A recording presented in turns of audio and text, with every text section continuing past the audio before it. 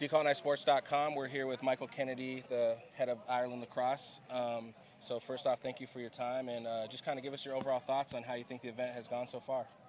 Oh, we're really happy with the event. I mean, it's incredible to think we're on the final day after 6 years of planning, originally 4 years, then with the COVID delays and everything, just incredible. I never thought I'd actually see this day, the final day, and it's just gone so well. And I have to really thank all the teams, for sticking with the process and sticking with their commitment to play.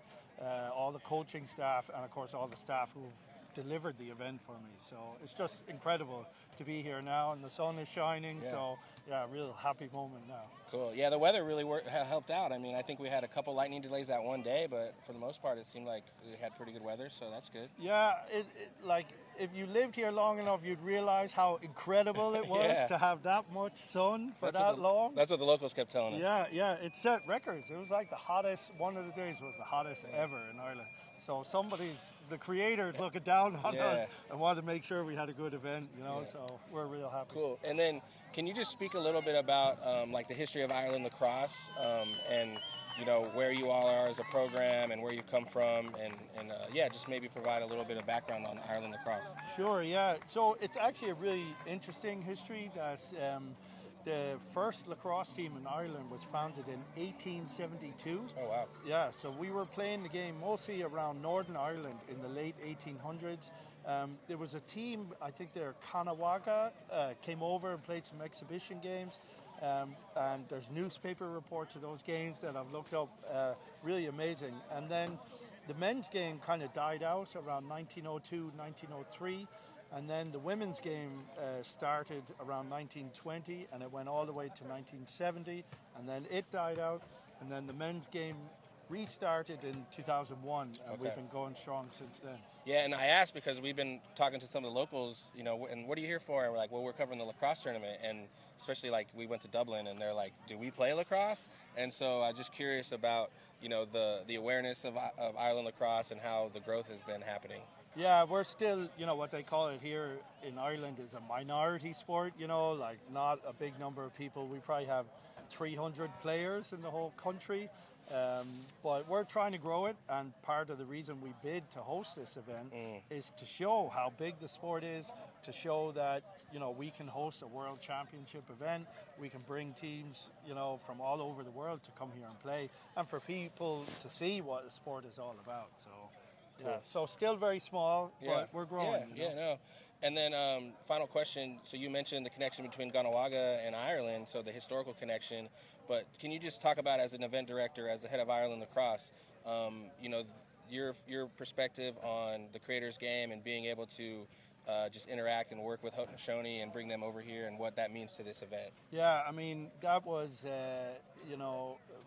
very fundamental to us that we could ensure that the Haudenosaunee were able to travel. And, for me, I owe so much to the game of lacrosse. For me, personally, like, I met my wife through lacrosse. I have 2 kids. I've become a CEO. I've become an event director. I've gained so much from the sport. So, to honor the people who gave us the sport was really important to me. So, I'm an old guy, but I actually played for Ireland as recently as 2019 in the World Indoors in Langley in BC. And one of the reasons I did that is because back in 2018, I think it was, I sat down with someone from the Haudenosaunee, Oren Lyons, and I talked to him and I said, how can we make sure that your team can come to Limerick for the tournament? And he said, look, number one, go through Canada, right? They're a lot easier to deal with than the US. Talk to the Canadian authorities. So I started a dialogue with the Irish Embassy in Canada, and I knew they had a presence in Vancouver. And I said, if I go and play in the World Indoors in Langley, I could set up a meeting with the Irish consulate there, have them come to a game, have them meet the Haudenosaunee team, and learn about the game and start that process of working with us to get your team here. And that was successful. And actually, the woman that I met met the Haudenosaunee team here in Dublin Airport, cool. so it worked out great. Cool. And then actually I have, as Team USA runs right by us real quick, getting ready for the gold medal game,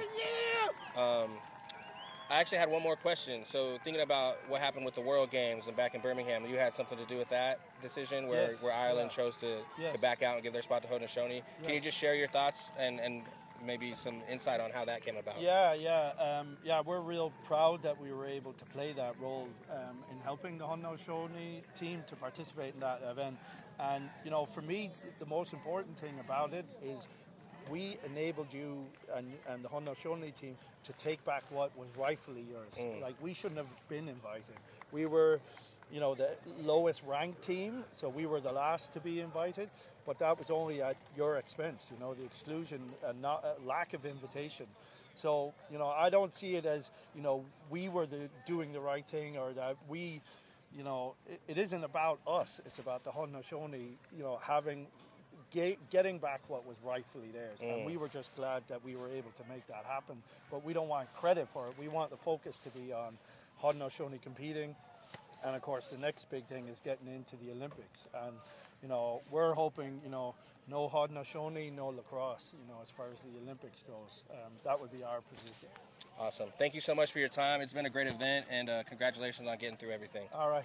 Thanks a lot. Thank you. All right.